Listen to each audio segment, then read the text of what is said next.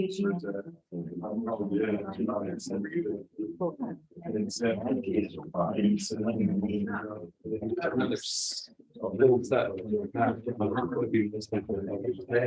mostly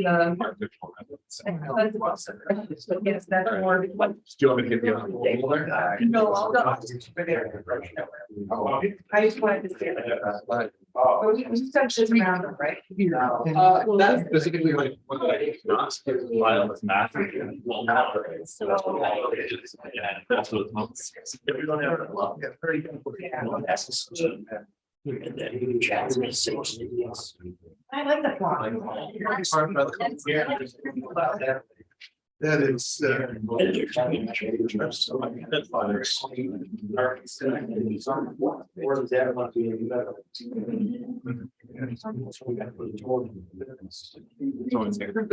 been up there in the winter. Try. I go up there like. No, it's okay. I go up there. I'll put it right here. Guy at the end of the meeting. At the end. Yeah, stuck in his stuff. Oh, thank you. Billy guys. Yeah. We're having a hard time. It's pretty sweet. They managed this, they get to figure me out, but. If they're fully capable. Jim, Even the clown. Jim, Yeah, did you just say Kathy? the Kathy. Good for you. Kathy is your alternate. Is what? The alternate. No, the new alternate. Oh, welcome.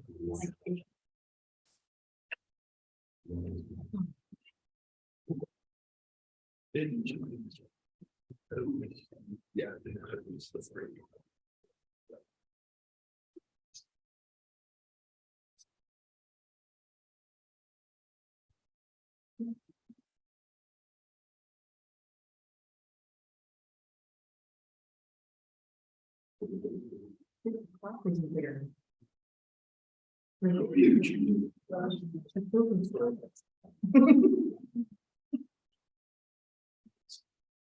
Who's waiting for it to do? I think it was.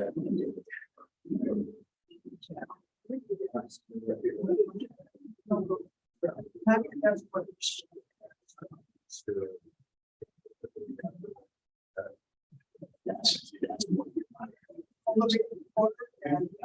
432 is where it's.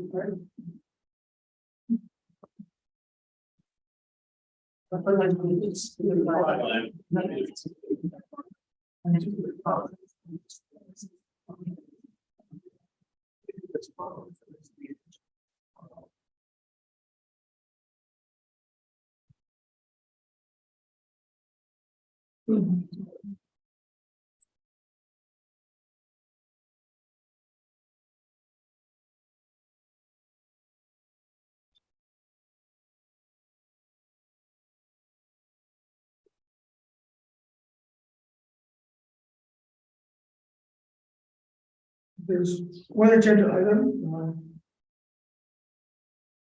Which we've all seen. I'd like to take this in reverse order. And I move that we agree that the trustees can act as lead agency for seeker. I second. All in favor? And it's unanimous. Who would like to present the application? Hi, my name is Joe Carino. I'm in architects. I'm the architect for the Averill Road housing project. And I just want to know, is everybody, Jackson, does everybody have the plans? Does everybody see the plans? They were shared digitally and we've got the most current set. We'll probably stand up and walk around and look at this. I just. Oh, okay, okay. I also have Scott Freeman. He's our landscape and site designer. He's with Keplinger Freeman Associates. So, I mean, I'm going to present, the buildings, and then I'll have Scott come up and present the site. I know it's a big site, and there's a lot going on there, in a small corner of it. So we want to get to that. But this, we have, you want me to use this one here? Yeah, Yeah, we have, You brought a flash drive to project when you get a chance to do that. That's okay. Okay. There was a need for housing, for Bassett employees, and, so Bassett did a survey, and we came up with, certain numbers of 1 bedrooms and 2 bedrooms, and what was kind of needed in the community, you know, to service the Bassett employees. And so that's how we, you know, use that as a program to design the numbers of units that we have. So one of the first things I want to show you is the townhomes, and there are 2 clusters of 3 buildings. So there's 6 units in each cluster of buildings. And this is the floor plan design. The first floor will have a living room, dining, kitchen, mechanical space, and no bedrooms on most of the townhomes on the first floor. And upstairs, we have 3 bedrooms, or 2 bedrooms and a den. The one in the back, we wanted to be able to provide a handicap accessible unit. And that's what these back 2 units are, because they have a bedroom and a handicap accessible toilet room all on this floor in the back. So these back 2 in each cluster are handicap accessible, and they're 3 bedroom. So they're, okay, so they're 2, there's the 2-story. Yeah, they're all 2-story here. They're townhomes. All parking will be out front. And in each cluster, will have a little area for, you know, just like your front lawn. And we can see this is the rendering of what that would look like. A little bit like Fernley Over, which has been a successful housing here for a long time. We basically chose to use some very simple but classic details, and again, you know, kind of think it back to Fernley Over. And these are, you know, right to the top of the top of the chimney. It's about 29 feet, so it fits under the 30-foot maximum for zoning. And here's another rendering, as you've probably seen them. Each unit had a corner, kind of a corner entry here under cover here, and an entry under cover here. So they each come in at the corner, and it has, each one has a powder room on the first floor.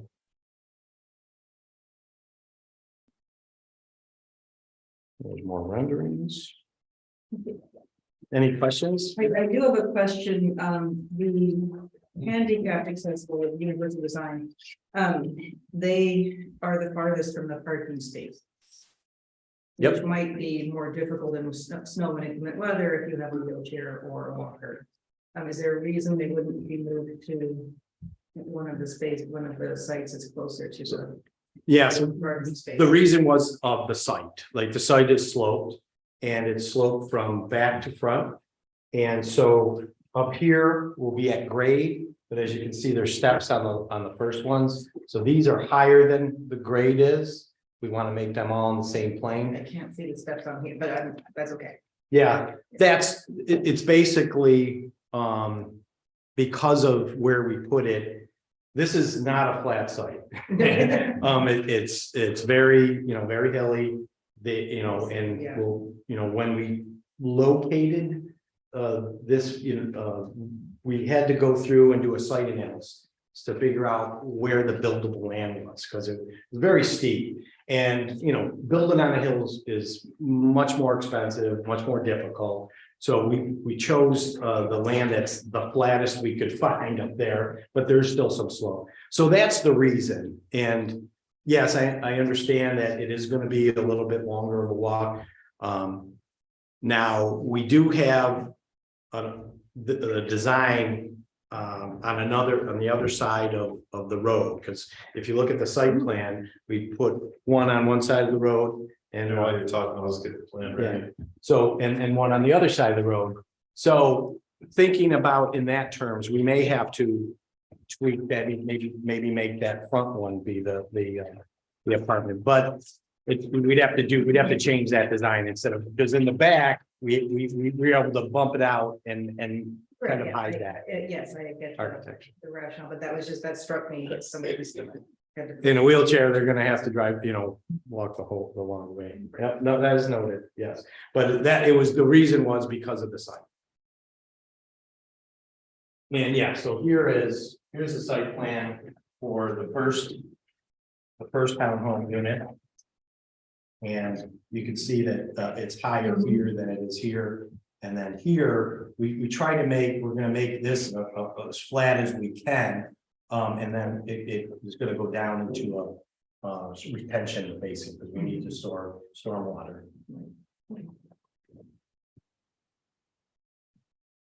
So the next product was a apartment building that had 2 bedroom and 1 bedroom units. So all of these here, this apartment complex or apartment building, 2 stories. We'll have a center entry and a communicating stair. Then at both ends, we'll have a fire rated stair to get people out. But you'll have actually 3 stairwells, one in the center and one on each end. 2 bedroom, every other one is there's a 1 bedroom unit, then a 2 bedroom unit, and a 1 bedroom unit. The 2 bedroom units will have 2 baths, and the 1 bedroom unit will have 1 bath. And then they'll be stacked.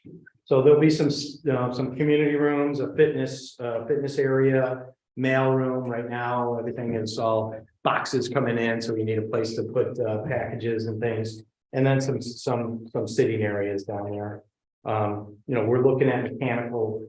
We're talking to mechanical engineers right now, and the first question was, "Oh, Joey, I forgot a water room and an RPZ room," so we had to add some little mechanical spaces there. We always have to mess up our design with mechanical spaces. So there's going to be some minor tweaks on what we turn into mechanical spaces here. Like part of this mail room might be a water room because the mail is big. So these are all by New York code. You really, if you haven't, we don't have an elevator, so we're not required to make the second floor B units or adaptable units. But the first floor, all units will be considered a B unit. It says an adaptable unit, which they'll all be big enough for turning radiuses and clearances. Doors will all be wide enough, but we don't have to put in the grab bars. We have to put blocking in the wall for that, so they'll be adaptable. So all the bottom units will be able to be handicap accessible. But and what we'll do is we'll probably pick 1 or 2 of the ones downstairs and put in grab bars and say that is our handicap accessible unit. Because and then we'll pick one where you'll have to have like strobes in the bathroom for your unit. So if you got to make it adaptable so that somebody can move in. You mentioned mechanical rooms, so we get right to the point. Today in the paper, it said that the state of New York is going to require, if this study or whatever, if the Democrats stay in power, put it this way, by 2030, that everything be electric and phase out a few years later all fossil fuels, and heat pumps will be used and so forth and so on. And then this proposal I read, it was going to be gas propane fired. Is that forcing any rethinking of this study that announced in the paper just today or yesterday, I guess it was? Is that going to force any rethinking of how you're going to have to handle the heating? So we haven't done enough studies yet. We were thinking about doing a geothermal loop here or some geothermal wells, and then do everything with the electric heat pump. That is an option. But before we say we can do that, we need to get up there and do some geotechnical reports. We have to do some drilling. We have to figure out where bedrock is, especially if we're doing vertical wells. If bedrock is close, then we can't do a vertical well. We'll have to do a horizontal field for geothermal. So we are considering geothermal, but we don't have enough information to say it's going to be geothermal yet. Very soon we will. You could also do air source heat pumps, though. It doesn't have to be geothermal. We can, but they're not as, as efficient. And if it goes down below zero, good luck with your heat pump at below zero temperatures because they don't work. So we're looking for, we want to be as green as possible. But at the time when we first came in, we said, we don't know. So we said, there's no natural gas here. We got to go with propane. So that was kind of a backup. And we still may have that as a backup, like for a generator or something, something like that. So yeah, it is giving us to rethink. Like I said. It is only Democrats 7 make years. that scale. When we finish, it'll be. It'll be close. Yeah, we want to be as possible, but we just can't, I can't stand here and say for sure we're doing that. Because we need to do the geothermal. Unless the law requires it. Oh, the water. It won't be, by the time we build this, we will not be subject to that. Right, but It's more about being the best steward, and Bassett has a policy that they want to be good stewards of the, the environment, and our mandate is to be as green as possible. We just don't want to say we're going to be geothermal yet until we do a study. And one of the next steps that we need to do is get up, clear some trees, the down trees, because most of them, there's so many down trees up there, we haven't seen them. To get a rig in there to do some testing. And that's really going to come, right after our public meeting, like as soon as possible. We need to get that to make these decisions. We'll also need that to help us with to design our foundations. We need to know what the bearing pressure is. So just to do the project, we need that information. But we will try to be as green as possible and not have to rely on propane.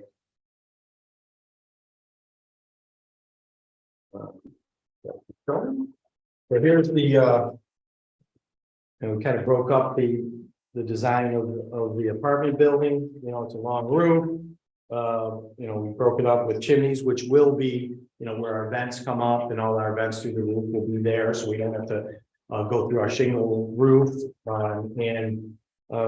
We try to break it up with different slightly variations of colors and our roof overhangs. Again, kind of looking at friendly over as something that has been accepted here and people like it, so that's what we're trying to do there.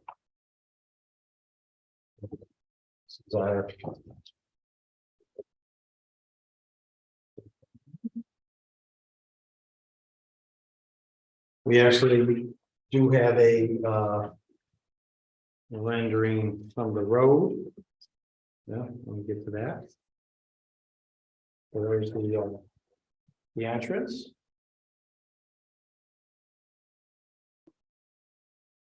that's the apartment building. That's the apartment building still? So it looks like townhouse, but Yeah, we're trying to break it up so it doesn't look so like a massive building. And then here, what we did was we tried to, kind of illustrate from the road. Scott will kind of go through how we're locating the building. And you really can't see it that well because what we did is we kept a 40-foot buffer. 40 feet, right? 40 to 60 feet. 40 to 60 from the road to our stormwater facility where we need to cut all the trees down basically, because that's going to be retention basin. But we're going to leave the existing trees for 40 feet, and then we're going to plant trees, new evergreens right along that base. So that we don't create, so you really can't see the buildings from the road. Sure, you're gonna see them, the lights will be on, and at nighttime, you'll be able to see people's lights through there, but we're trying to make it as least as. Is the guy on the bike supposed to be on Averill Road? Yes. Yeah, that's April Road, yeah. And he's driving up the hill. Going down that hill. Very good. And there's the other, it's. I mean, that's with the leaves on the trees and everything.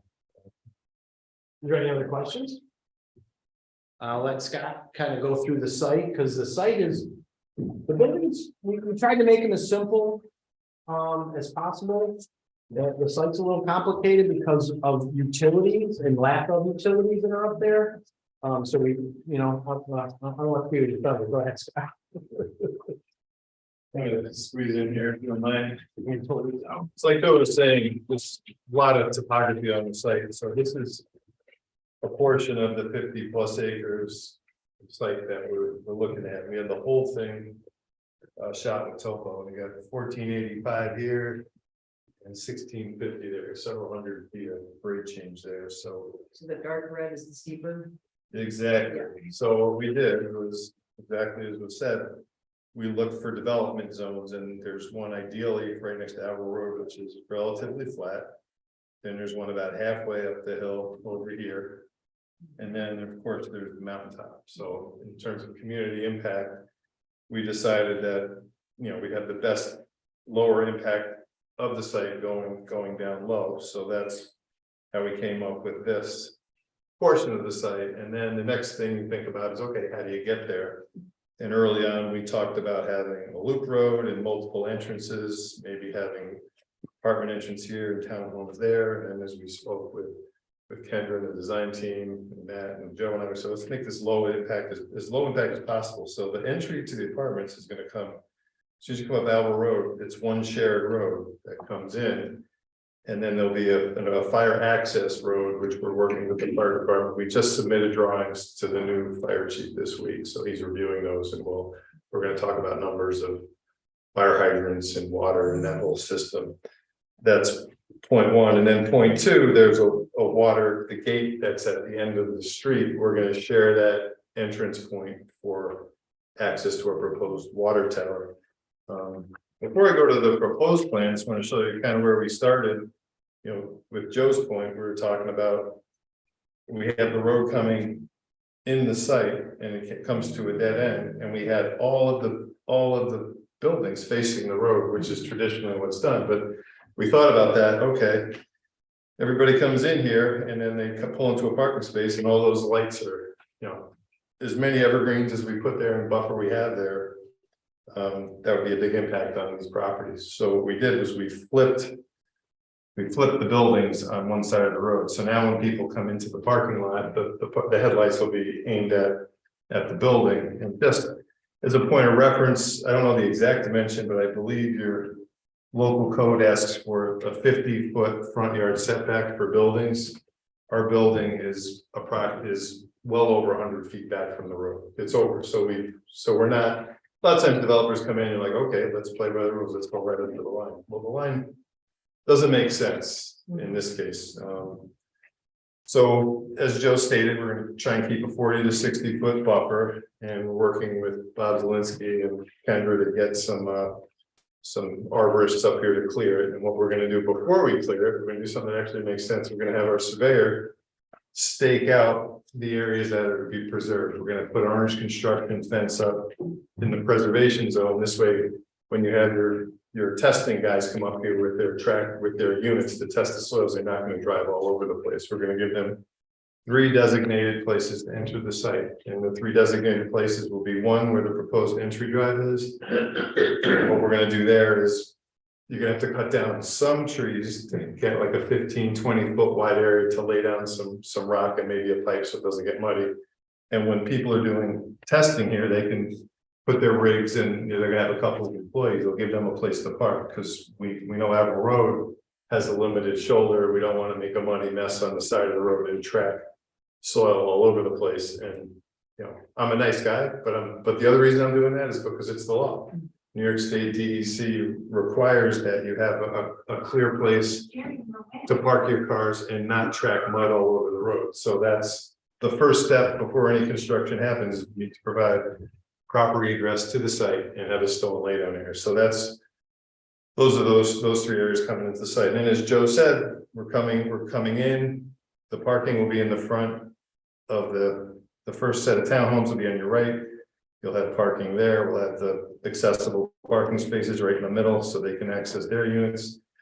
Then the second set of townhomes and the 24-unit apartment building will be on the Alva Road side of the site. And what's happening is, now I'm going to talk in 3D. I'm going to probably lose some people here, but you're going to start to come up in elevation here. And the water runs downhill. The low part of the site is, guess what, right where we're putting our stormwater facility. So you're saving the trees, you're going to hollow that out, you're going to remove the trees, you're going to dig down a little bit. And then what's going to happen is these foundations are going to come out of the ground, they're going to be up higher because we need to have adequate area for the stormwater. So that's the way that works. All this water is going to come down the hill, diverted around the site, and the low point of the site is actually off the road, you know, which way is to the south, about 100 feet off the road. There's a low point, so we have to maintain that low point. A lot of times in public hearing, people are going to say, "Oh, you know, all the water's going to wash across the street." It's not going to happen because water goes downhill. It's going that way. So I'll talk about what my engineer is going to do. He does the trilogy, 3 things. Stormwater is the easier one. You know, we catch the water, we control it, we slowly release it. That stormwater facility is going to be here. As Joe mentioned, we have to do some soil tests. If the soil is very permeable, it'll fill up with water and drain into the ground. If the soils are tight, as the soil test maps indicate, there may be some standing water. And at that point, we have to discuss how we're going to handle that. It might be aerators, plants, you got to talk about all that stuff. So until we get the testing, nothing to fully report, but we know what's going right there. Our engineer met with Bob and the DPW last week. Really good news. There's a sanitary line that goes right down Averill. We were concerned initially because if it was less than 8 inches, you wouldn't be able to tie in and you'd have to put a new we're going to need an 8-inch line for this. And we'd have to go all the way down the hill. What we found was there's an 8-inch line right in front of our facility. So there's not going to be any disturbance of the sanitary system in the right of way. We're going to design some sanitary 6 and 8-inch lines that tap right in at Alva Road. So we'll be able to tap in. That'll work. The water, Bob and my engineer and the DPW came up. Bob could probably speak more to this than I don't know if you want to share a little bit about what the system is, if you want to talk about it for a minute. I believe we were looking at having almost a redundant system where the existing small water tower, I call it smaller water tower that's the villages, is on the lower portion of our property proposed site. And then we need to have a water source elevated for municipal water for our residents, plus because of the size of the building, it needs to be sprinklered for fire suppression. Then we get into issues in turnover. You can't have stagnant water for so long. So how much water do we need? How much are they going to use? In conversations with DPW, I brought up the idea of what if we eliminate or bypass the existing water tower that's owned by the village and develop a larger one higher up on the hill. Incorporate state-of-the-art monitoring controls. Everything could be done remotely. Currently, the pump houses they have up on Main Street past Grove Street, they have to manually turn it on. They have to manually monitor the levels in their tank. By supplying a new tank, it would upgrade the village system and give them the opportunity to incorporate some new software to bring it to state-of-the-art system.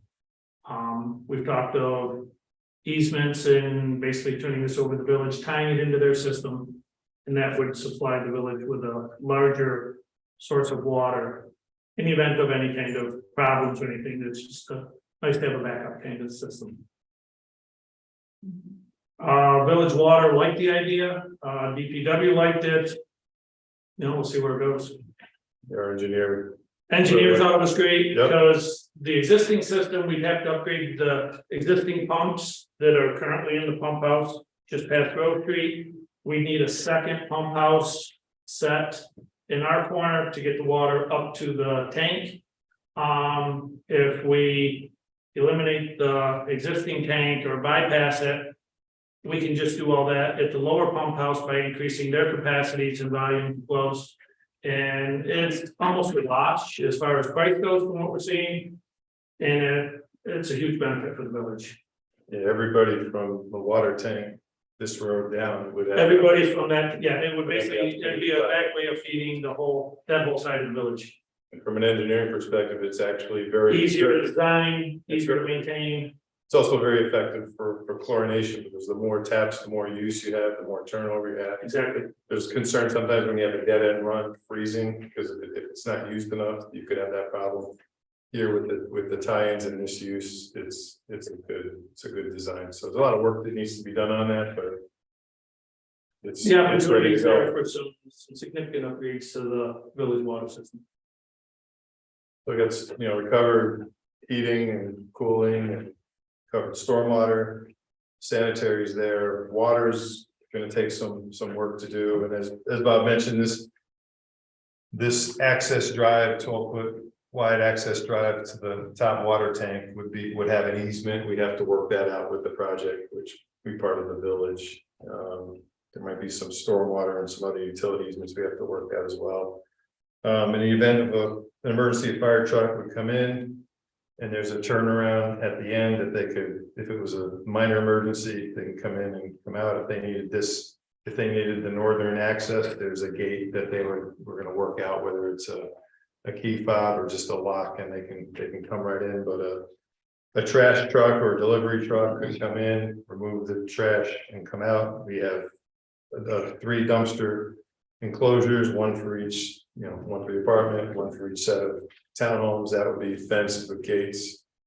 Yeah, we're still kind of working on the planting plan. All the units would be interconnected with sidewalks. We're talking about maybe cutting in some pedestrian walkways on the site. So we're just getting warmed up. We got a lot of things started, and Bike storage facilities?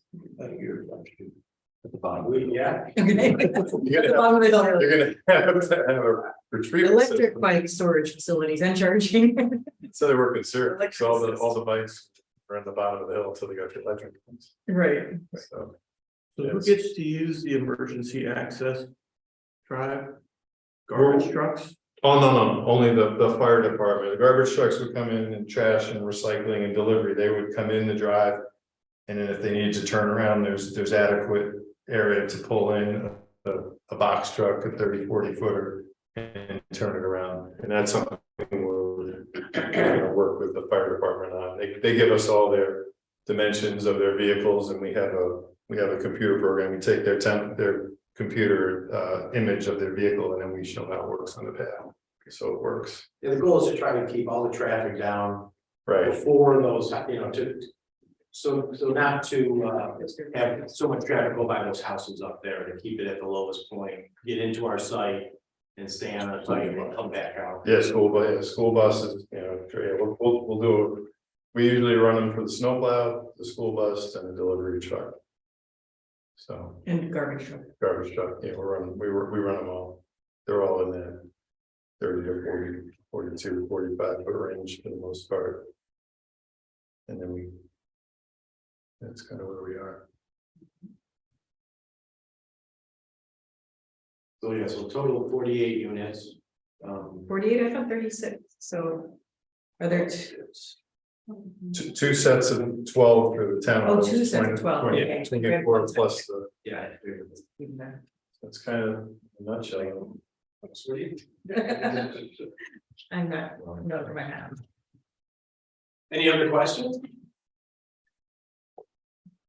What is your schedule? Like, what's your timeline? Are you thinking, like, from the time you get approval to, if you get approval, I should say when, you never know. If you get approval, how long will the project take to Well, the buildings would take about a year to build. You know, I'm not sure about the water tank, and the municipal, stuff, so. It might take a little bit longer than that, but these buildings, we can build these within a year, you know. We're hoping to start construction in the spring. And that's our goal, we have a public meeting coming up. We have, probably we'll meet with, your, group again. And the historic board, HBAR, we're probably gonna meet, we'll have to meet with them one more time.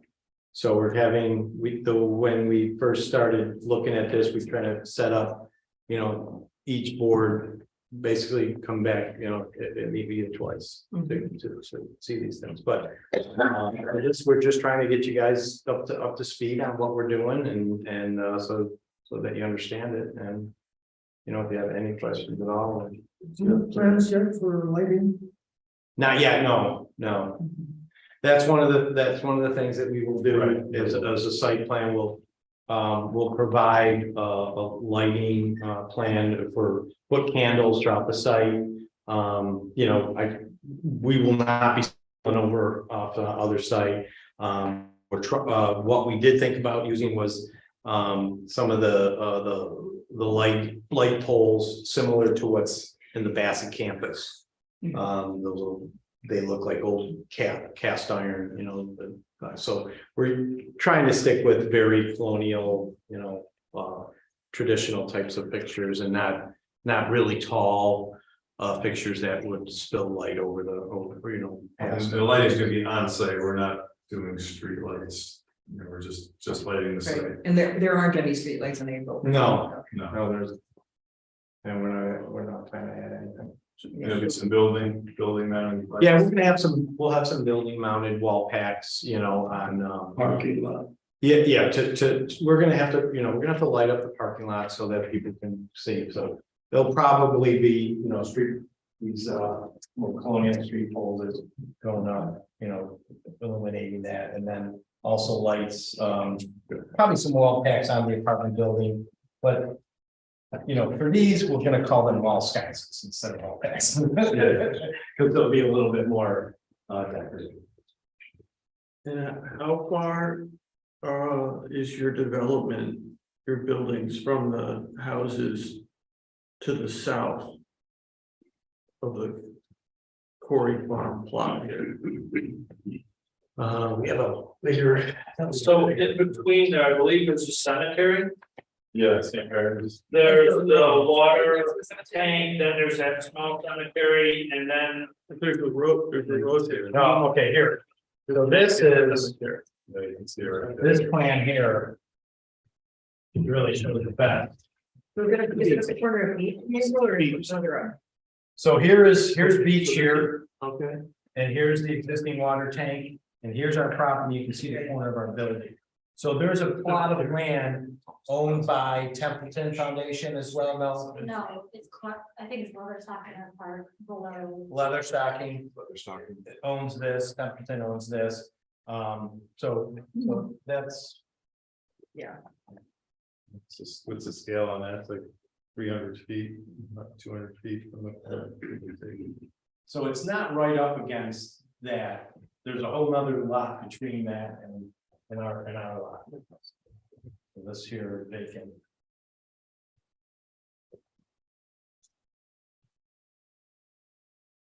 That's 100. Those units are 150 Yeah. feet off the road.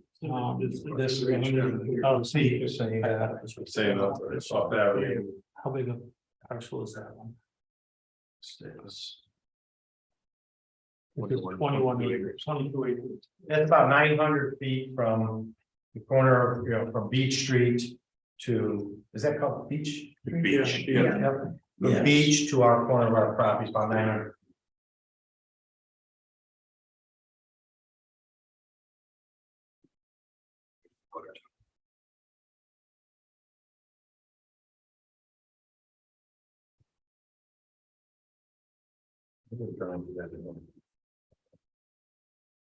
That's all right. That's our initial clearing plan is to clear what's on the ground for testing, because we can't get a testing vehicle in there, so they're gonna either remove or chip the down trees and leave the existing trees standing, with the exception of the construction road.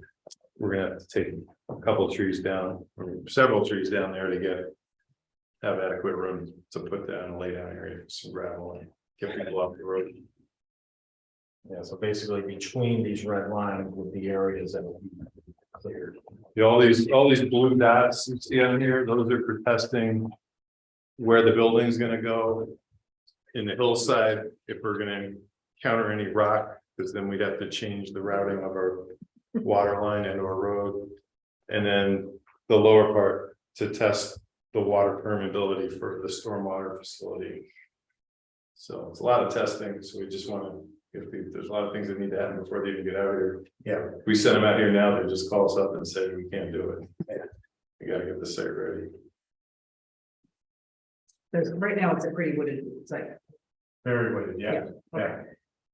But we were surprised on how many trees, dead trees there are, and how many. That's hard to use that for them. Have you been able to find an arborist or someone to help you kind of deliver a descriptive of what the state of the trees are? Bob had somebody, right? We have a couple of ideas. I've got to reach out to them and get them in before we proceed with anything. Jack, do you know anybody? Do you know anybody that would do this? Yep, we can be able to change, send you Yeah. names. Yeah, I'd be interested. Yeah, we'd be interested in that. Talking to somebody, whether it's an arborist or a forester. Maybe I'll see what you guys. So yeah, I could probably, our organization could probably Neutral. help with that, yeah. Yeah, we'd like to, engage. The land trust. Yeah. I'll ask the land trust, or send them to you. Okay. Because it's not like when the trees coming down, we want to know for management of the area around, because if we're gonna save some trees, we definitely want to know the value of those trees, because we're gonna spend time making this nice facility, where we want to save The ones, yeah. trees where possible. Yeah, this area, definitely needs management. And it doesn't seem like there was any management for a long time, so that's why we have disease trees that are falling down. And we want to fix that out there. One for our root practice might be to thin out the perimeter areas within the areas that they're conserved. Other trees that are totally diseased, we might do something else, but we need a profession. The Otsego Land Trust would probably have a number of names, because they manage properties for conservation purposes. And so they would probably be able to refer you to 3 or 4 reputable arborists or foresters. Great. So Thank you. That'd be helpful. But one of the things that I did want to bring up is the road that goes all the way up and ends at the kind of a trail head here. We're not changing that. That's going to stay that way. We're going to keep that the gate that's there, and we just don't want to change. The only thing that that will become our access to the water tank eventually. The new water jet. The new water jet. Yes.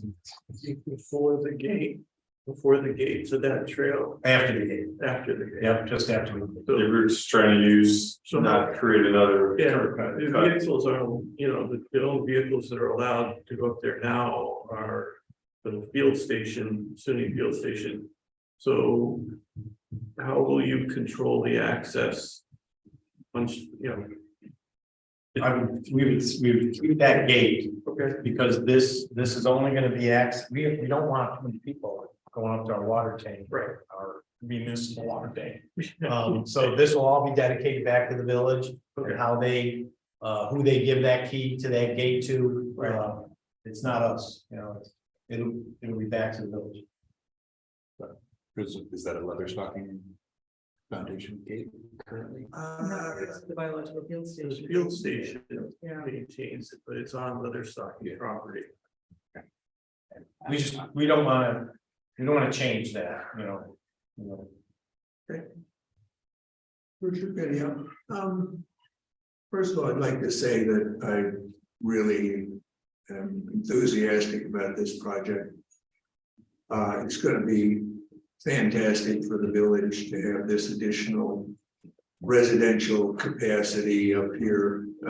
Well, anywhere in the village would be great. This is, you gotta take what you have, you know, that, and this. So, you know, it's really a great project. I am also, I've been on the board long enough, I know that Bassett has been very sensitized to doing things that irritate neighbors or other village residents. But in this case, I would hope you would reconsider this plan, because I think it is going to turn out to be a pain for everybody who lives there, with that long lane in their driveway, and everybody turning around, and school buses and dump trucks and FedExes and going in and out, everybody going in and out that one entrance. It seems to me, you mentioned you had a concept earlier of a circular drive. I think that makes so much more sense, that you have two entrances where people can either enter and exit depending on their mood, where they are, the time of day, if they're coming home from work or leaving in the morning or what have you. That you already have that fire lane there. People are going to wonder why can't, you know, well, if they have the big combination, they're going to be sneaking out there. I don't know how.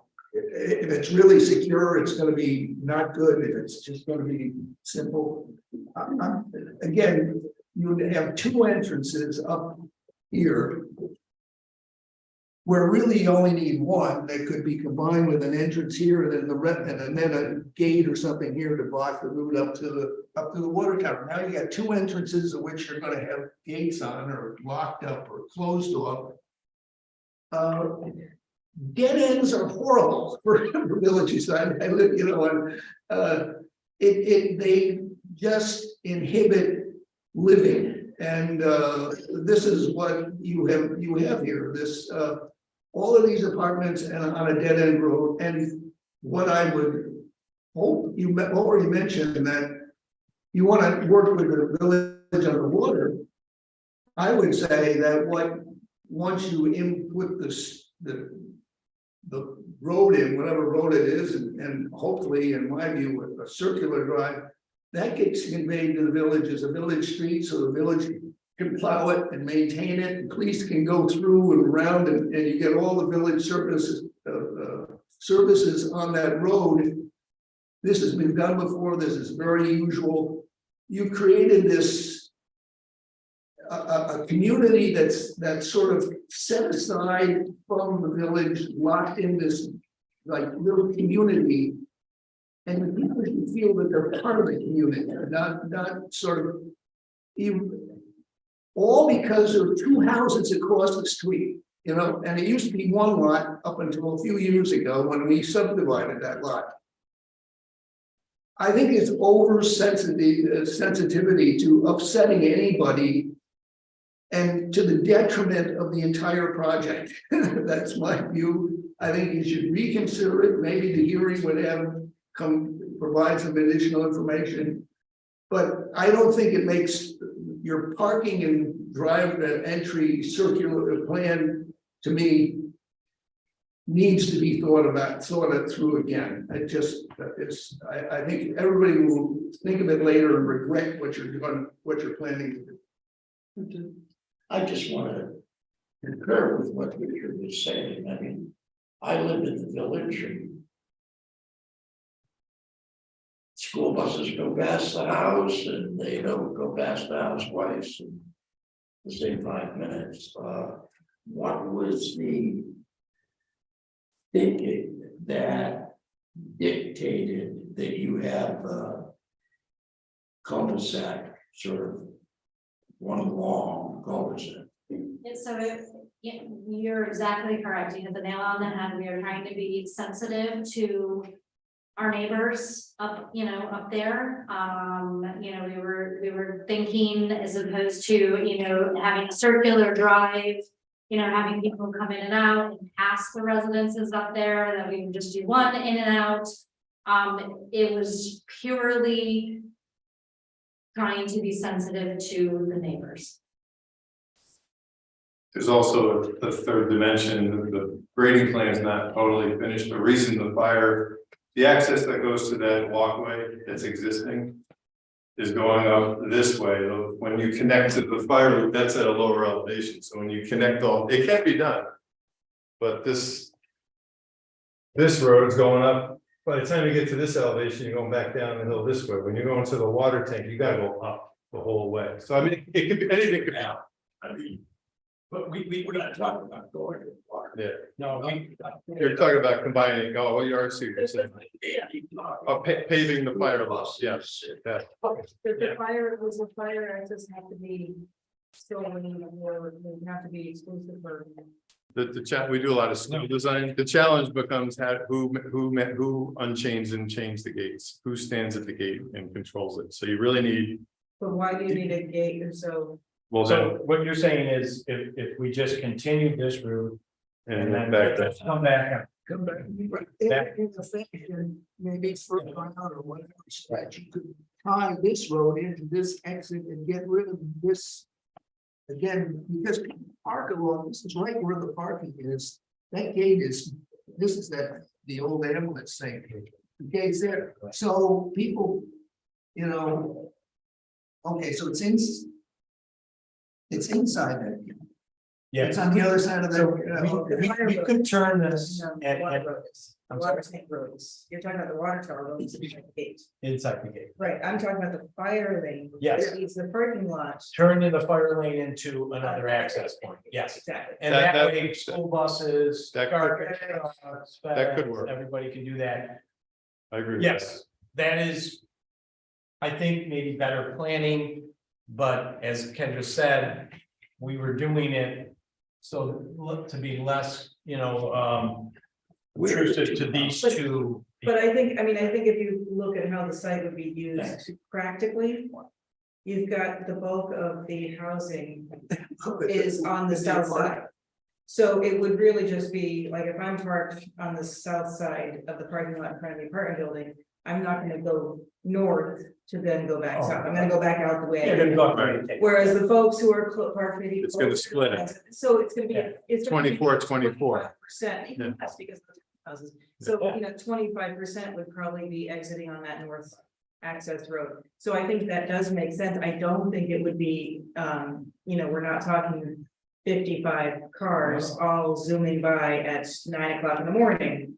From that north access road. Right. So I think it makes sense what Richard is explaining, because I think people are people, and they're gonna choose the shortest route from where they're parked to get to the street. And the way it's designed, that would be heading south. So. But I it does think help the fire it would truck. certainly help with the school buses and the Yeah. trucks at 6 in the morning. Yeah. If you just work along, you may not want that. Right. Go up by your house twice. An additional issue is that this road, you got two people going in and out this way. You're gonna have, how many, 30 apartments? 48. 38 people coming out, stopping and taking a right 90-degree turn. A should. Been here, and then when it comes around, these are the people who should be, if they're coming down this way. This entrance, it needs to be more because of the traffic, either a lane or turn or wider. I mean, how big is Cooper Lane? Cooper Lane, in terms of number of apartments, I never see 2 cars stacked up there, ever. Right. To turn into Well, it's got an entrance off of Glen. Right, and I never see 1 car stacked up there. So I'm just saying that I don't think you're gonna have a whole line of cars sitting there No. waiting. I think, No, that's not my point, I just think you need more of a easy turn, right turn. It's not too I think what you're saying is more people here than here, so this should be the main road, that should be the stop sign. Yeah, stop yeah, people from being able to find something. I understand what you're saying, but Especially if it gets conveyed to be a village street, and it could be, you know, if this becomes a. Conveyed to the village, and the village is taking care of it, so plows and things. we were talking about conveying it because we wanted to kind of use the parking off of the drive. So you're backing up, and usually village streets, city streets, they don't like that, right? So you go in and have a parking lot. So we weren't planning. We're the planning board, and I tell you it's okay. That's right. That's what I was just telling you the thinking that we have. Yeah. Okay, so I understand the debate about circular driveway. I actually kind of appreciated that the hospital was just gonna have the one entrance, but my concern is, you guys have been up there in the winter. We're just up there for the just for that. Yeah, well, it's pretty steep. And you're gonna have 48 units of their hospital workers exclusively. Is that the plan? Yes, exactly. It's only for passing. Okay. Well, then does the hospital plan to put a traffic light at Rock Street where it enters Main Street? Do they intend to put a traffic light where Averill Road enters Main Street? Because if they don't, you're gonna have some real problems, and I really don't think you want people going down Lower Beach Street. I'm sorry, I think I misspoke, Hill Street. I mean, you don't even want them going down Beach Street to Rock Street.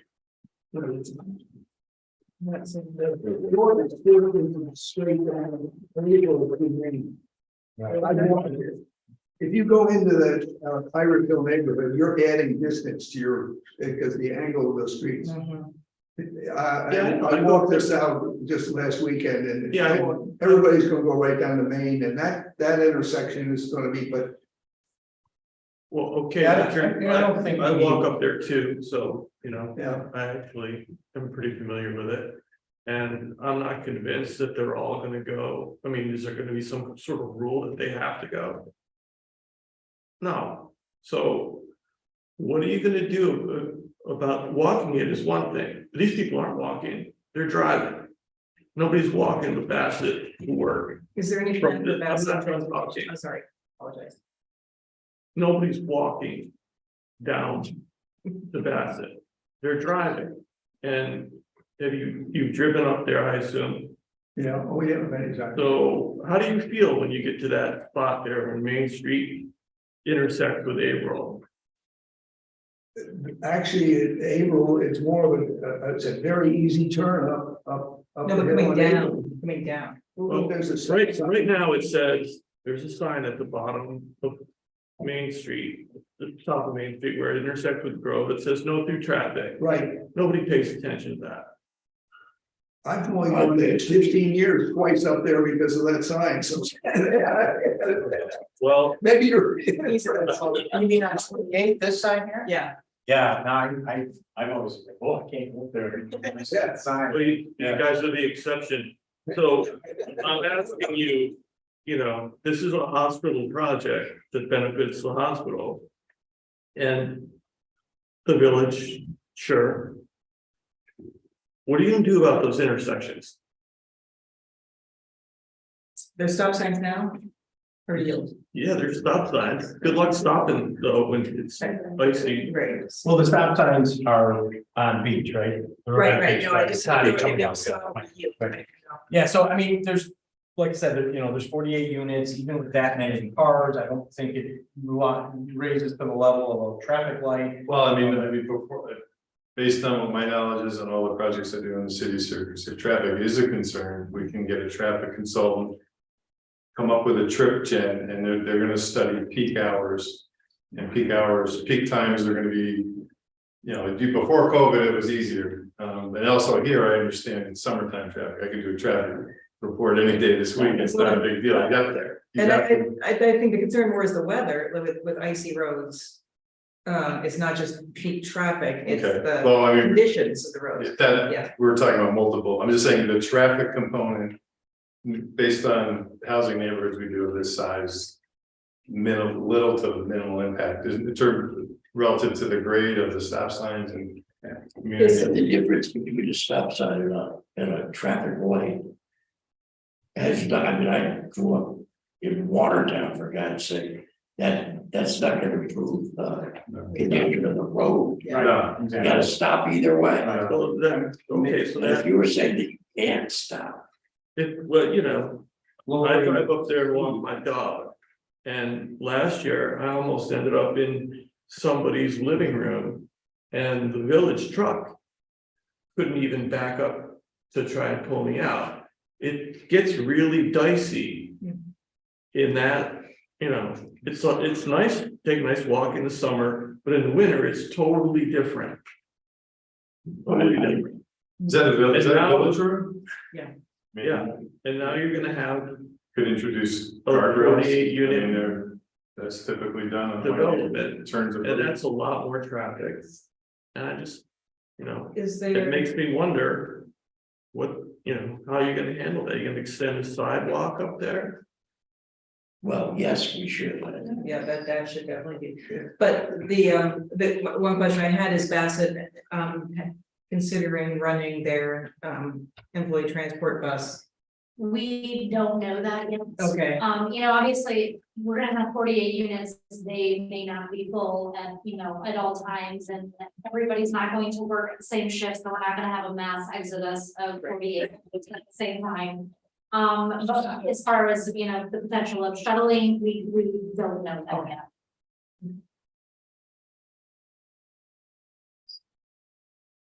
I think it would be the village's responsibility. Well, first of all, there's gonna be a property tax implication here when this is built up, because this is not gonna be tax exempt, It isn't currently, because it's. at least not according to the real property, at least I don't think it's tax exempt right now.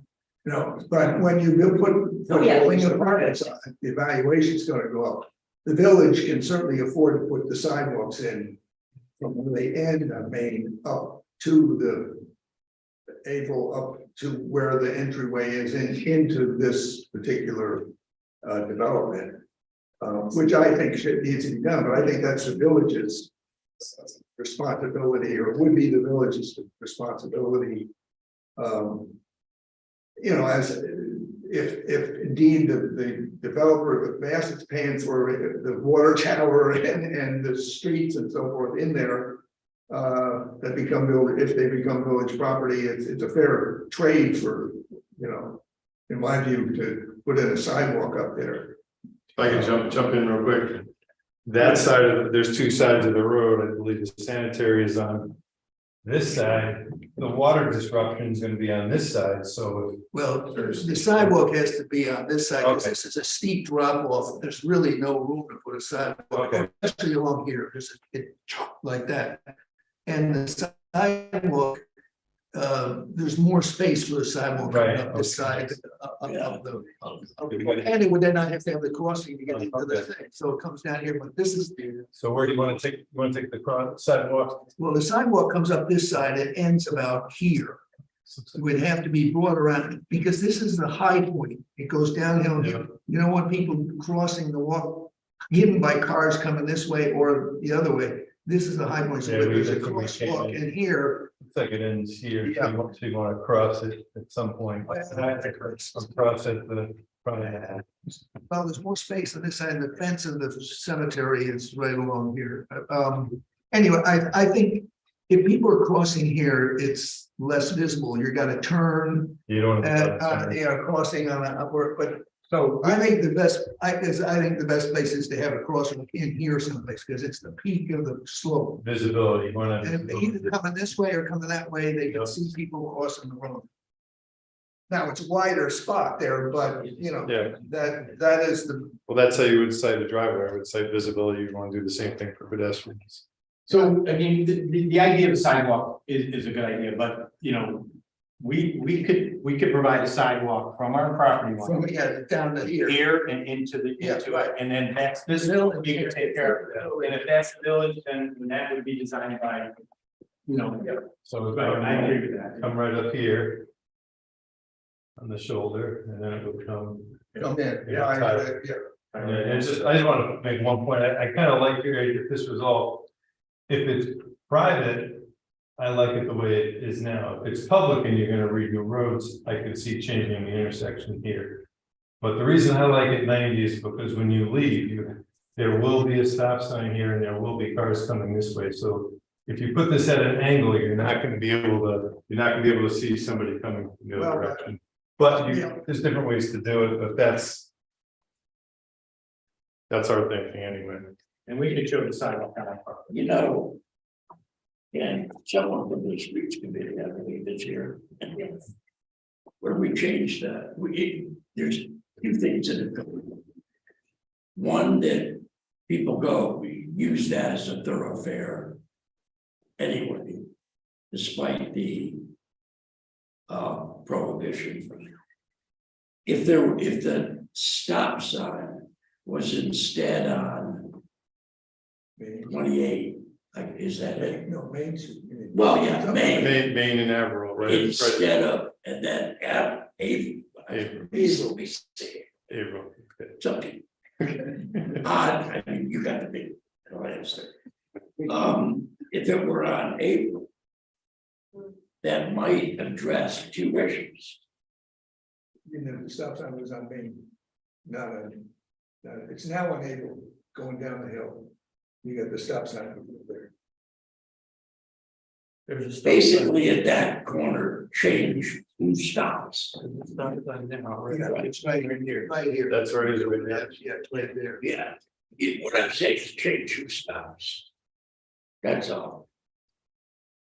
Well, Put the stop. That's not up to you guys. The other thing we could do is we could have a bigger speed limit. I mean, the speed limit should be maybe 20 miles an hour in the winter time. We have lots of people roads in Syracuse that drive up under speed limits, or they're used to summertime. Don't have to cock your head. So I think the issue of treacherous road is more about speed than anything else. Go down Beach Street and go down. Yeah. I think that's Rock Street. But right here, it becomes super steep. And this is a very, very tight corner. And this is so, you know, you might have, the village might have to say. Put a sign there, local traffic only, and somehow enforce it, because. You know, if there's a lot of people coming through here, this road's just, it's not very good.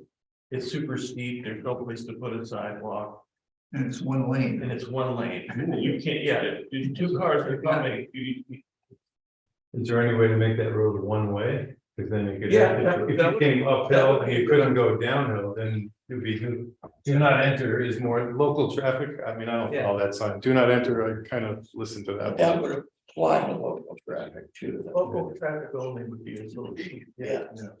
But the people that live on there going from a two-way to one-way, they may not be happy. They're not really. It was the Cooperstown medical transport. Ambulances were once up near the gate. That was their garage. Okay. Yeah. That's what that building was? That big building. So we're going in and out all the time. 12 months in a year to emergencies or whatever. Down the least. Yes. So Now they would be more runs through. Because they ran to every. Traffic accident. Well, the school bus goes up there already. Yeah. Okay. And I think if there were, again, I think the village would pay a little more attention to that particular road in terms of plowing and salting and whatever, if you got 30 apartments up there. I mean, that's another thing when, I mean. Yeah, they'd have to. Yeah. They're 48. 48. So we I mean, So we understand, right now we're listening and, our takeaways. today, to me, is this should be, as in your recommendation, this should be circular, where people can come out here, it's not just a fire landscape, but actually have traffic come out here, and they can go in this way, or they can go in this way. We're gonna have a sidewalk that starts at our property line that goes Yeah. up. Anything below that, down the hill, it's gonna be the village's responsibility to upgrade or do whatever you want with sidewalks or widening a road. Or And in coordination with we're gonna be putting a water line all the way down to the municipal lot, so we have to work together on that one. Right, We don't want them to do their improvements first, right. trench. But maybe that water line shouldn't be on that side of the Well, road. you get 10-foot separation, so depending how wide the right of way is. We should be within the right of way, otherwise we're gonna need an easement or an encroachment, so. Okay. Well, we have very good survey on site, but last week with Bob, we had a surveyor come, he's gonna give us. Right down to the pump house, up the hill, we're gonna get all the right of way on each side of the street and everything within the right of way, so. So the village is more than welcome to utilize our same survey if you want, because we're gonna have it all. For your use and our use. I think this was progress made. Yeah, thank you for your. Yeah, Bill, I want to, the other thing, I know there's a lot of efficiencies to combine these together, but this water access road is going uphill the whole Yeah. way, so that it really needs to be separate. I mean, I could move it a little bit, but it kind of has to be up to the side and separate. This is like 15 feet higher than that, so. But that wasn't the circular. No, the circular, that would come. That right in. would go down there. Yeah, come right in there. Not like that. And of course, here it's not in front of this person, so it's not in front of this, there's, any It's traffic coming in. it's going right- Right between, and wherever this comes out. It. It's between, there's little no And impact. if you go to that line in the pond and. Yeah. What you get. Well, it'll be frozen over. I don't think anybody would.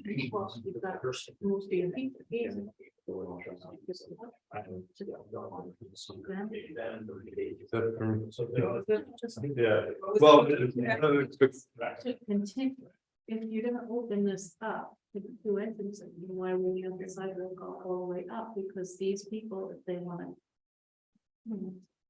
Like, if you did that, you'd have to take the width of the road and then you'd be encroaching into that tree line, because you'd have to dig into the soil, so it's. You want more sidewalk, less trees, it could be done. You want people to walk, I mean, we're trying to be green, you want.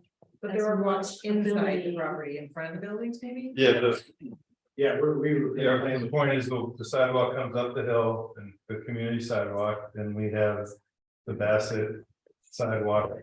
Goes in front of the units. In front of the units, and stuff. Put it on this side. Yeah, at a crosswalk right here. Seems like going over a little, and then it goes all the way down the end. So the question on the table is, should we continue to walk? The sidewalk. The issue is that I think that's a great idea, because the April Road is already fairly narrow. Yeah. If you're gonna put a sidewalk there, shoot.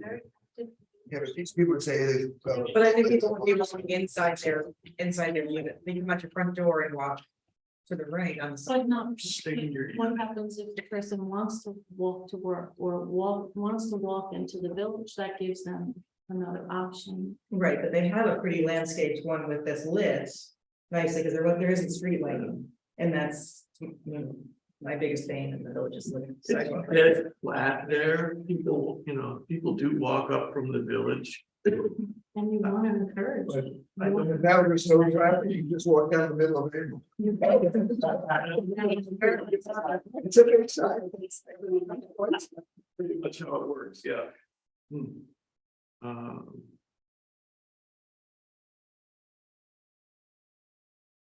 Do you see, does anyone here see a need to widen April Road? I think in the future, the village might have to do it, but that again would be the Yeah. village's. Right. Because I was looking at it, actually, it's narrowest up at the, obviously at the far end, it gets wider down in this section. Yeah. Where the other houses Yeah. are below the property. Yeah, Yeah, up here, yeah.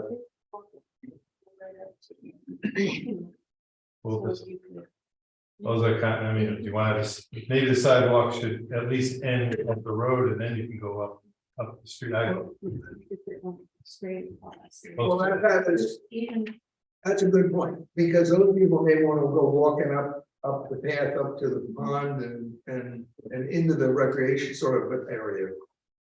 You know, just out to the road there. And it would be safer for others that don't live here that are walking, because they can be off the road if these cars are coming out.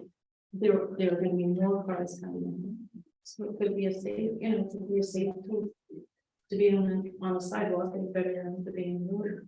But no streetlights though, right? and so that would be the other question, if you want some sort of lighting along the sidewalk. What would be lighting? I mean, the foot I mean, traffic. you're not lighting here. No.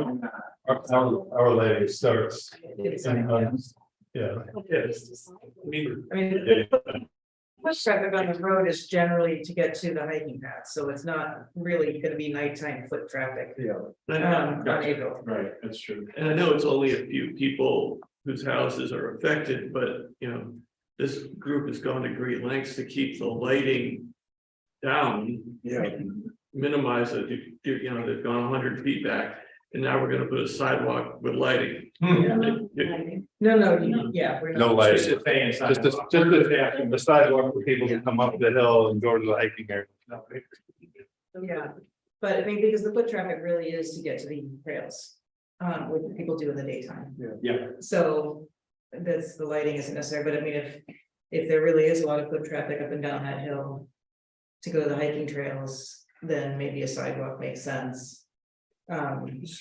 Just Close the we don't want them to close the trails. They probably are going. Don't close the I guess trails. there's a kind of a detailed question. What's shown there is a general property line. What's not shown is the right of way. So then what happens with our municipal projects is who's, if this is private, Bassett would do all the snowplow removal on the walk here and maintain the walks here. Who maintains The sidewalks. and builds those walks in the right of way? I guess Well, the that's- sidewalks in the village are maintained by the property owners. Okay, So I shovel my sidewalk, okay. you know, so. So, I've got more side. If we do this and be additional, so we're building these sidewalks and everything down there. The village is building all the sidewalks down the hill and we're building sidewalks on the site, is that what we're doing?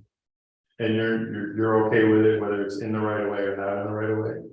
yeah, it doesn't. To me, it doesn't. Any To sidewalks our neighbors, here would be. you know, and Okay, or people Anything below. walking up there is Yeah. going to be the priority. and then I guess then the next question is, do you want to have drive lawn sidewalk? Drive curb sidewalk?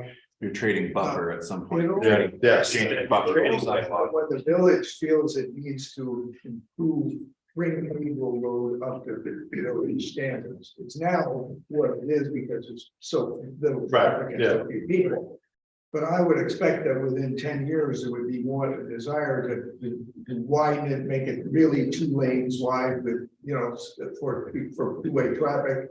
Because of this project, and then they put the sidewalk in then, because then they know how wide the street is and where the curb is, and then. where That's the exactly sidewalk- the question Yeah, I'm so asking. putting in the sidewalk now might limit the villages as to how they want to do the streets, unless they all core because the sidewalk goes with the street.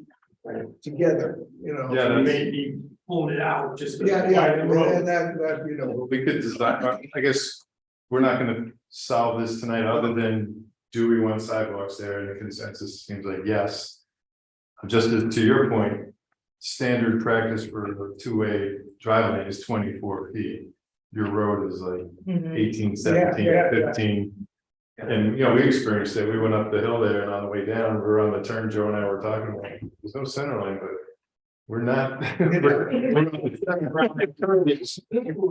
lean on the horn, that's your. He's Italian, he's got the hands going.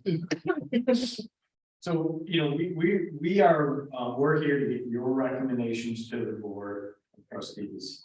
And, you know, we will, you know, we will consider all of these recommendations. We do have to go back and talk to, you know, we can't tell you right now that we're gonna put all these sidewalks in. We had planned on already doing this. So going from here to here isn't long.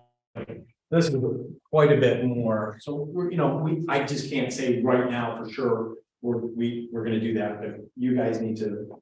And doing that sidewalk on the road might mean cutting down 10 Yeah, 10 or yeah. 15 trees coming down. Well, that's a very good point, and when Joe and I were up there, Joe talked about it. Say it's a 60-foot strip, maybe now we gave up 15, 20. When we put this gonna be a road expansion area, then the sidewalk, we're gonna design this in coordination with the building. What's that? There's usually an apron, right? Well, we'll work that out with the building. Yeah. But my point now is just road expansion, road area, sidewalk location, a little grading area, so that's gonna cut 15, 20 feet into the trees, reduced buffer. Then you're gonna be building up. The water goes through here. This is a bypass drainage. It goes right through that low area. Then you're gonna build up 2, 4, 6. There's gonna be an 8-foot embankment after those trees.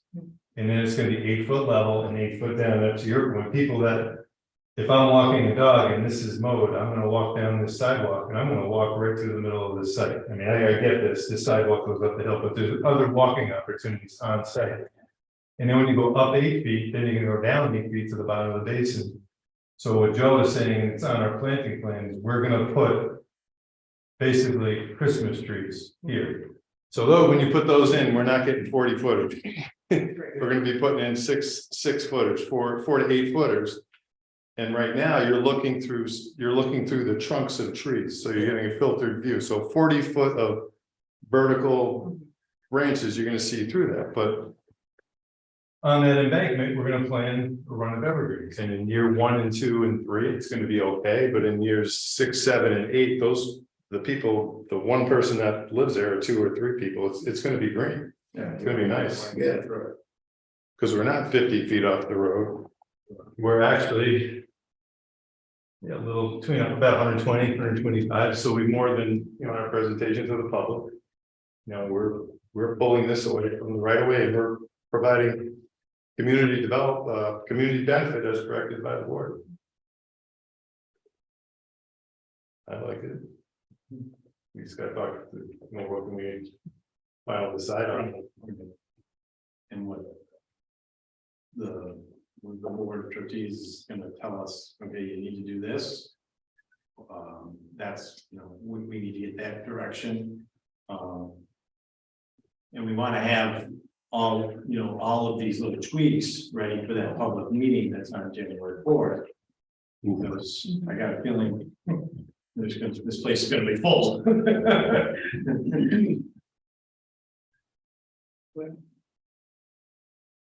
We'll see. All right, Gene, what are our orders?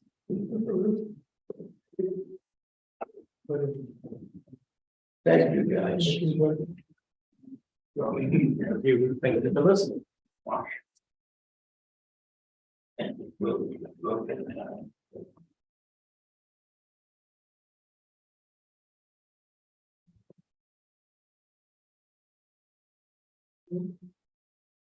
So Now we have, floors, and the first is to vote on granting concept approval. I move we. Maybe we put this, I didn't even hear it. the grand concept approval. Yeah.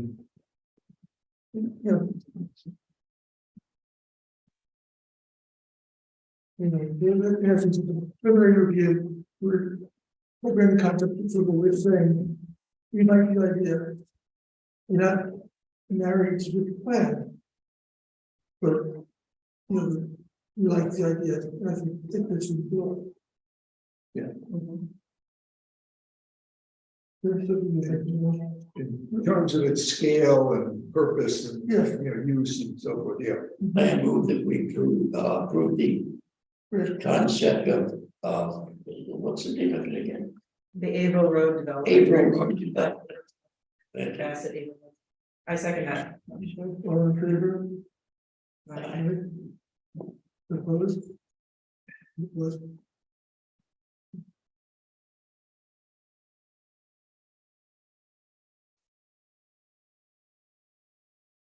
The next step is make a list of recommendations to the Board of Trustees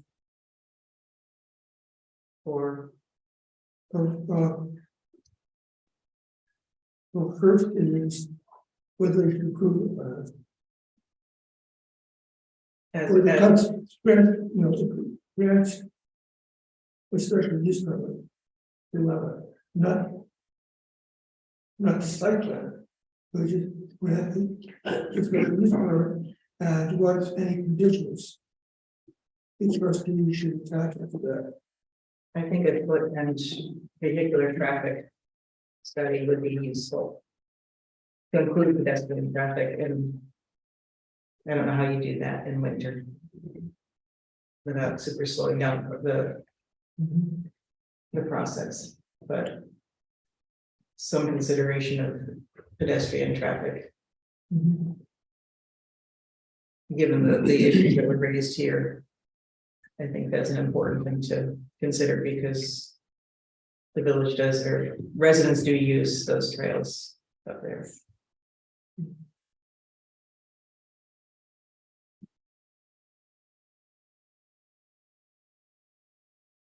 And a consideration of sidewalk improvements or improving pedestrian access, I guess, this for pedestrian safety. Said it was considering the widening of April Road. I think it just, I am not an expert on that, so I would suggest that Well, that's why I put consider. they evaluate how to ensure pedestrian safety, given that the number of cars is going to increase significantly, even if it's not 48 cars in an hour. And so there'll be a lot more foot traffic, a lot more vehicular traffic than the road currently sees.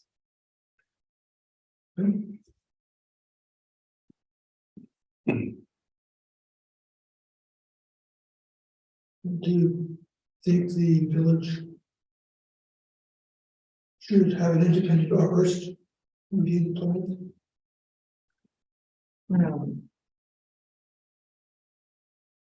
I think as long as it's a certified arborist, Okay. that does the study. Imagine there are a few ash trees up there that are probably.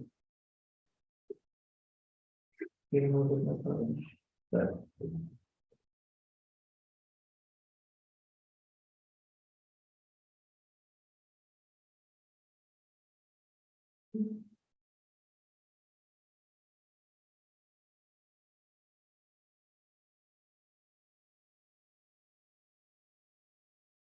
We include the recommendation that there be two vehicular accesses to the, or a circular access or whatever. Circular, yeah.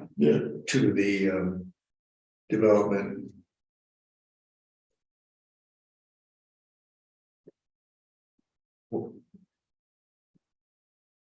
And what about, Yeah, I think we should require that. I think this board can require that. I think this board can require that. require that? We should present that to the trustees. Okay. It sounds like they have talked about conveying the water tower and the pipes and so forth with over to the village water board, I guess, or the village already. Should we recommend that the street through this, after it's built, to, is it, I believe what I was told, Donovan standards or whatever, is that correct? Donovan standard for roads in DOT? What's that? Oh, DOT, near, well, it's. To convey that after the road is built, to convey that Convey to the village. to become a public street, you know? I'm sorry. Yeah, Just a reminder that there's no parking allowed anywhere overnight on village streets between November and March, so that might not be. Well, why couldn't there be an exception in the law that goes along with that, you know, because this is. They're not village, they're parking in parking spaces, which. We proved it for the 10 Chestnut. Those parking spaces are off of the village road that goes in and curves around the back of 10 Chestnut. So we've done it already to approve the parking as they have outlaid, or that they presented here in their plans, would be similar to 10 Chestnut. You could certainly suggest it. I have a feeling that the Board of Trustees may be happier if Bassett continues to do snow maintenance on that roadway than the village taking it on in proximity to private parking spaces. Yes, It certainly could be a suggestion, but. There's a liability there. I'm sorry. There's a liability for the plows running into the back ends of cars. They're. I don't, from speaking for Bassett, I don't think that Bassett is looking for the village to. For it to be a village street and to make for the village, we are fully expecting to maintain it. Like we do with Firmly Over right now. Yeah. With Firmly Drive. That was our expectation coming into it, that we would maintain it like we do. Now, Firmly in Drive. 20 years, when Bassett wants to sell it off for some reason, how are they going? It's restricted. Was that? It's restricted. It's still a private road. It's restricted. It cannot be sold by Bassett to a third party. It cannot be sold. Cannot be sold. So Bassett's gonna stay in the real estate business for It's the. actually a Been in real estate. You know, there's very, I don't have a deed with me, but there's very strict requirements regarding the use of that property that were imposed by Leatherstocking and eagerly accepted. by Okay. Temple. Because. I was told that when banks don't like to make mortgages on properties that are not on village streets, so if you were to wanna sell it. It presents some Not issues. with our lenders, there won't be an issue. Okay, I'm just trying to say, legal fees 20 to 30 years from now. Yeah, no, we're not looking to book the property with this, it's the whole purpose to support the operating of the hospital, there's no lack of housing. Okay.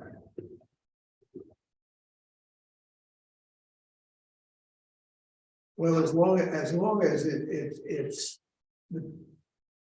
There's public access to that road, so that if I want to drive up there and drive through there, I can.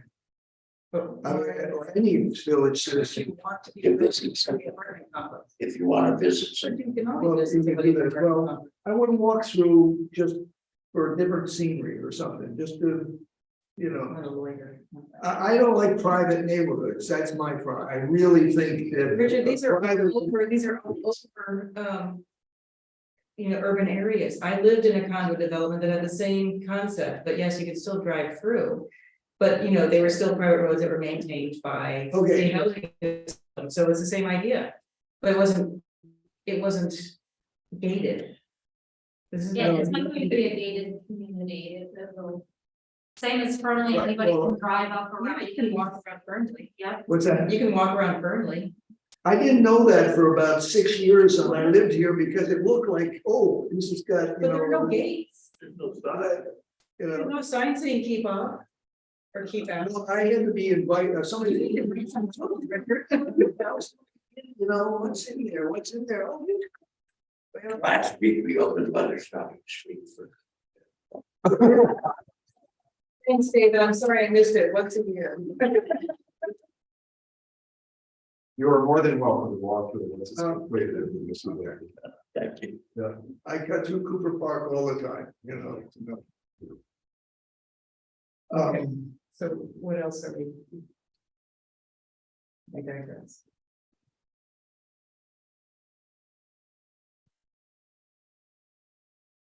What's next? Yeah, Mr. Karen, Any other recommendations? that's all. there. That's all I have for now, just concerned about pedestrian safety.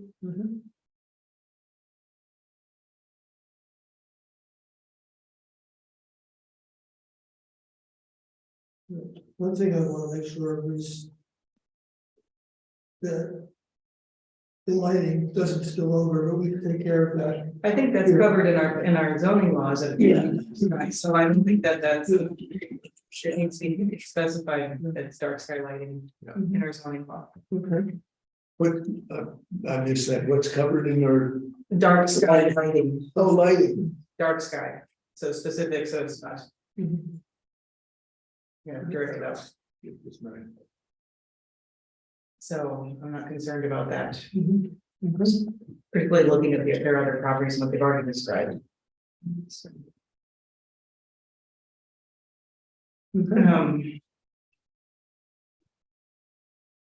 And then the one last question I had, I mean, I sort of joked about bike storage, but you know, there are people who do like to ride bikes even up hills.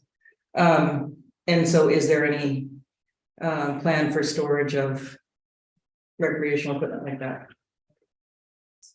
Well, we don't Or have, bike racks or, storage per se. Oh, in the it says- plan. never mind, sorry. We may provide like racks, and we haven't, we don't have that range discussed. So We haven't thought about it, Yeah. but we will, you know, bike racks, we would be. Yeah. Yeah. Yeah, no, I am, yeah. And You're then, not saying bike racks, you're saying. Like shed. but bike storage, I mean, well, storage of some sort, whether it's a rack or even a rack with a shed roof or, you know, it's protected from the elements. But it would. I encourage people to. I know it's steep. And then there was another question I had, laundry facilities, are there laundry facilities on site?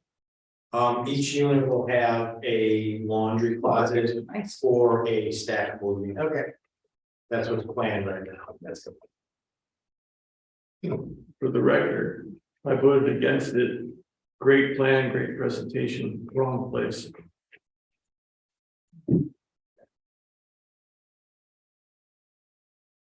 You have any questions for us? I don't think so. Appreciate your Yeah, thank comments you and very input. much. Yes.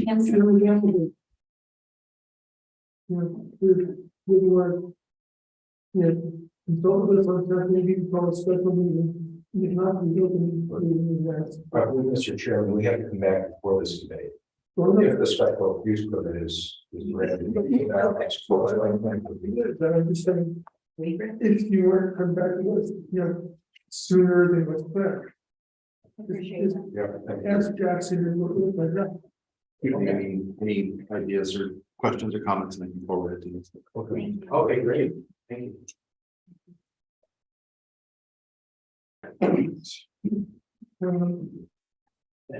Move to adjourn. We made a motion, did we need to do a motion to make a recommendation? No, we just, we're letting the recommendation. Okay. Anything that's written is, It was considered a recommendation. here. Then I move to adjourn. All in favor? 9 minutes.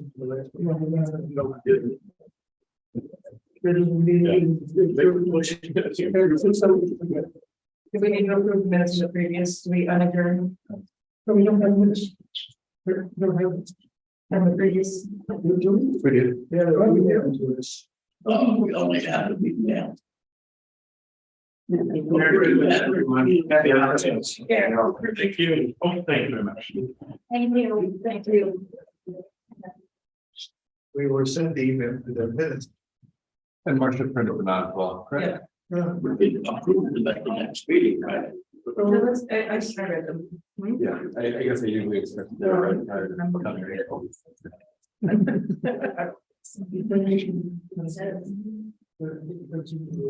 I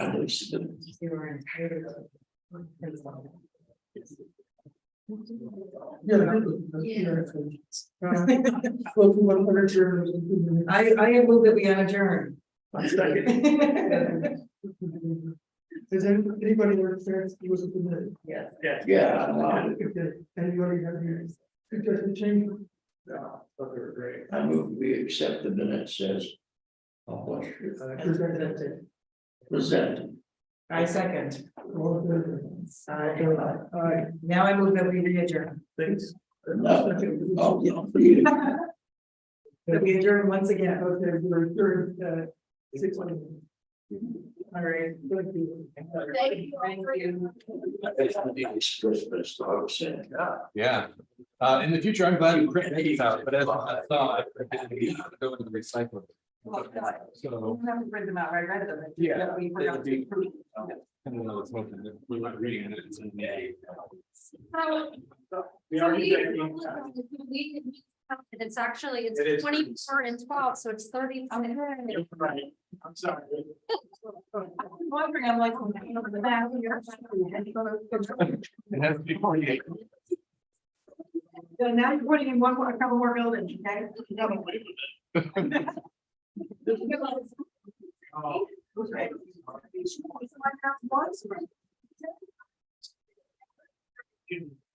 And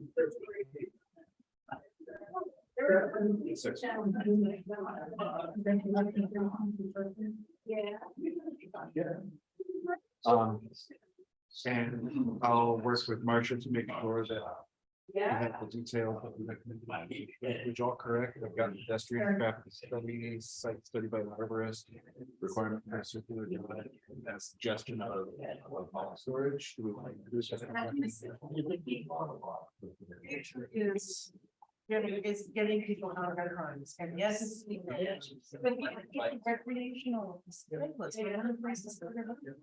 If we wanted to have one that, you know, so active people.